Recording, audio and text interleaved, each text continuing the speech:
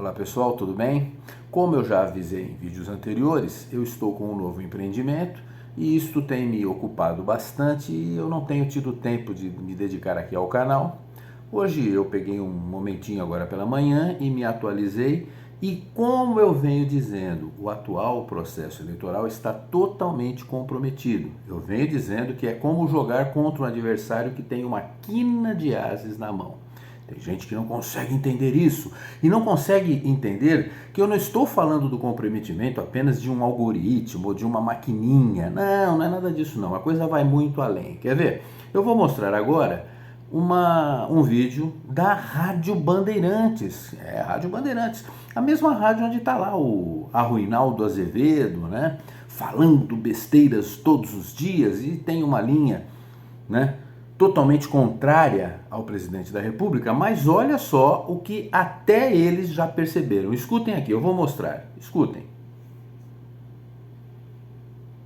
No Tribunal Superior Eleitoral, o presidente, nós sabemos por experiência, ele dá o tom.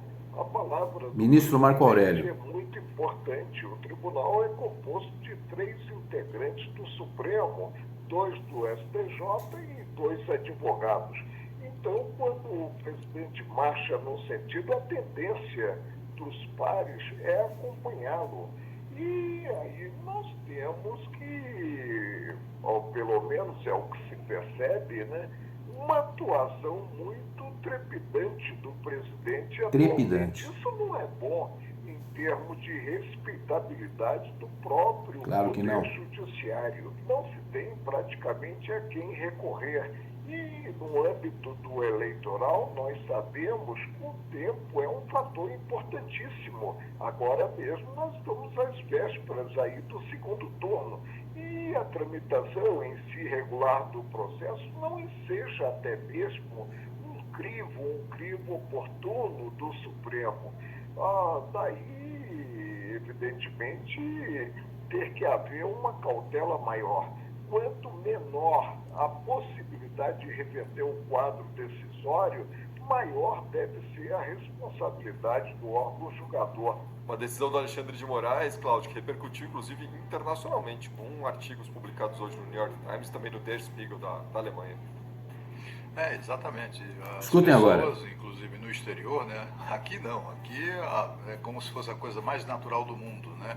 É solapar a Constituição, estapear a Constituição, cancelar a liberdade de expressão, suspender o direito à informação, tudo isso em nome do que, enfim, o Alexandre de Moraes ou os ministros do TSE venham a considerar notícia falsa ou desinformação. O que é desinformação? Porque, na verdade, o que tem que estar caracterizado a atuação do TSE é a censura, a mais deslavada censura, a mais autêntica censura, como em qualquer processo autoritário, né? Essa escalada do autoritarismo no Tribunal Superior Eleitoral vem causando repulsa dos brasileiros, aqueles, pelo menos, que têm coragem de se manifestar sobre isso, né? A gente vê numa situação em que está todo mundo muito mais interessado na questão eleitoral do que em questões de princípio, que as pessoas nem parecem interessadas nesse assunto, ou ficam minimizando isso, né? Ficam ali escondendo, não tocam no assunto, etc. E, mais uma vez, o New York Times, que tem lá, não tem nenhuma relação de simpatia com o Jornal de Bolsonaro e esquerda. com o governo do Brasil, muito pelo contrário, né? O hostiliza sempre. Pela segunda vez, vem chamando a atenção sobre esse surto de autoritarismo aqui no judiciário brasileiro. Já fez matéria sobre a qual falamos aqui, né, algumas semanas atrás, sobre os métodos autoritários adotados pela justiça brasileira, e agora essa questão aí da censura, né? Uma pessoa só decide o que é verdade e o que não é verdade, né?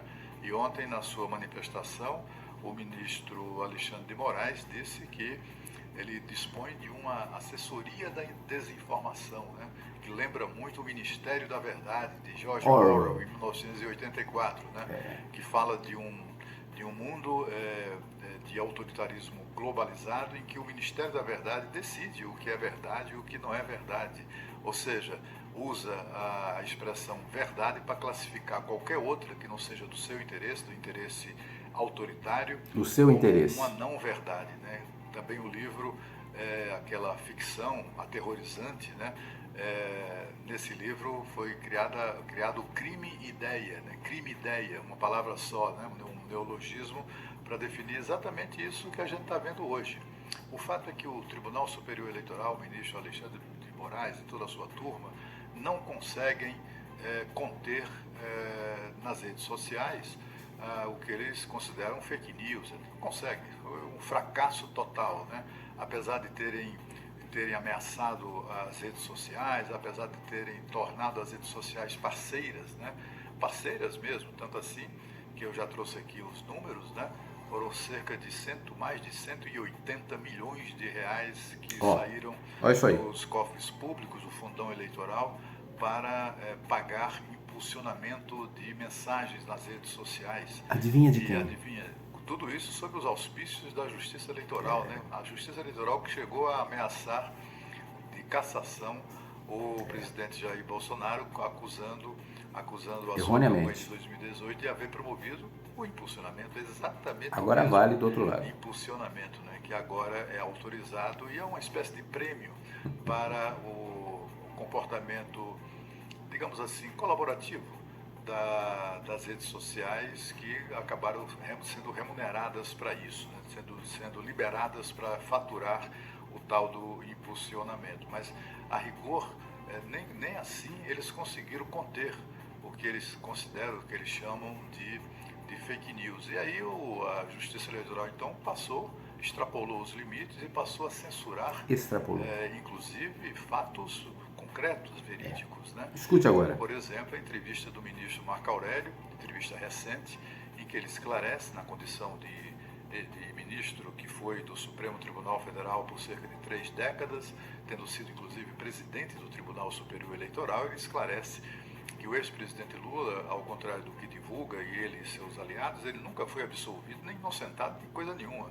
O que o Supremo decidiu, esclareceu o Marco Aurélio, o que o Supremo decidiu contra o voto dele, diga-se de passagem, foi colocar os processos em que o Lula é acusado de corrupção, de roubalheira, de lavagem de dinheiro, tráfico de influência e tantas outras coisas.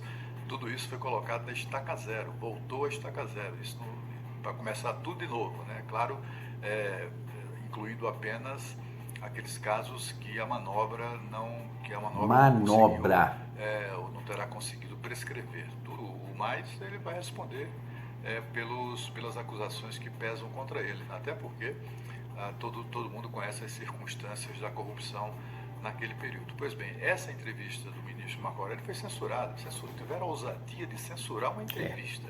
O que é fake a entrevista? Não, a entrevista não é ninguém imitando o ministro Marco Aurélio, é ele próprio dando a entrevista, né, e falando sobre fatos. Eu não quero nem dar ousadia para esses pelancos de ditadores para discutir aqui o conteúdo, o teor da entrevista do ministro. Mas, assim, classificar isso como o quê? Como desinformação?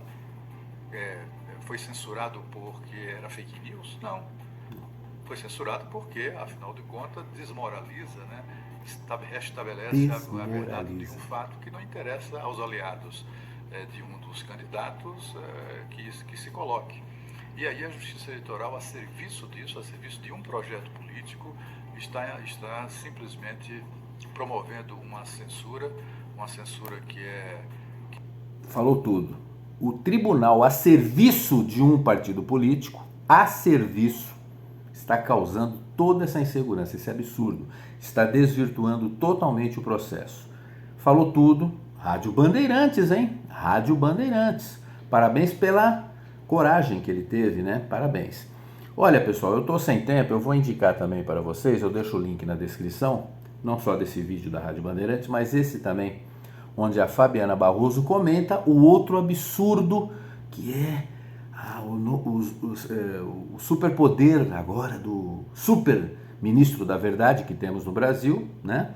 Isso foi tocado lá no vídeo anterior da Rádio Bandeirantes, e também fala da retirada das inserções de uma das campanhas e inserções dadas a outro para direito de resposta, porque ele cometeu uma fake news. Ele disse o fato que de cada 5 votos em presídios, 4 são na mesma candidatura.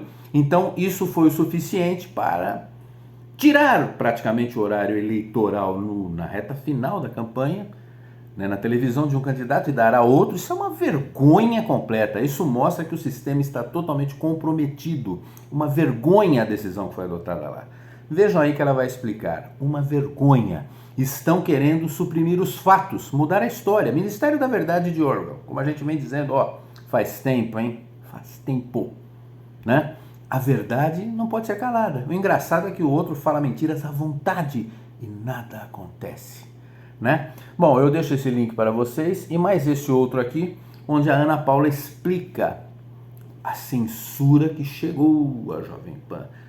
Se o rapaz da Rádio Bandeirantes continuar falando a verdade, ele vai ser censurado também, porque a censura agora não é mais para quem fala fake news ou para quem traz desinformação. A censura agora é para quem fala a verdade.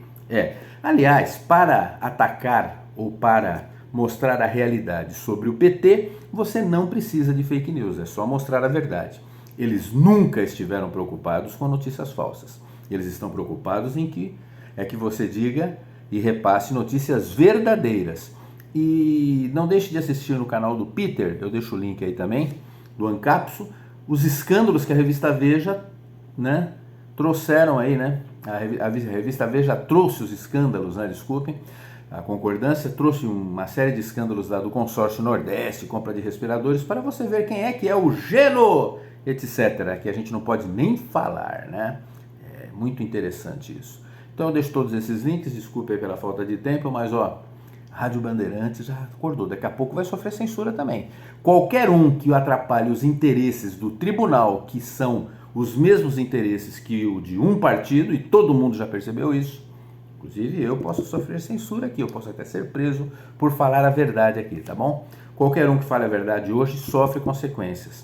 Nós não estamos mais num regime normal, estamos num regime de exceção e não veio do coturno não. Não veio do coturno não, como os malucos estavam denunciando há tantos anos. Foi de outro lugar.